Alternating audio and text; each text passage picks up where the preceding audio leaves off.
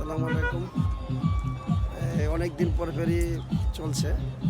ফেরি চলার জন্য আমরা খুবই আনন্দিত এবং জনসাধারণের যেই লাঘব সেটা দুঃখ দুর্দশা এবং চলাচলের যেই ভ্রান্তি ছিল সেটা রিমুভ হয়েছে।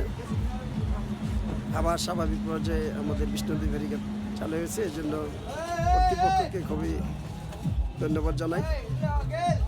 পাশাপাশি এই ফেরি যে গুরুত্বপূর্ণ ভূমিকা পালন করছে, বিষ্ণুদী ফেরিঘাট আমাদের বাঞ্ছারামপুর তথা ব্রাহ্মণবাড়িয়া, নবীনগর, গরিবপুর সবাই কিন্তু যায়। আপনারা দেখেন অনেক যাত্রী কিন্তু খুবই বেশি করে মনে হচ্ছে এবং ফেরি চলাচলের কারণে সবাই আনন্দিত।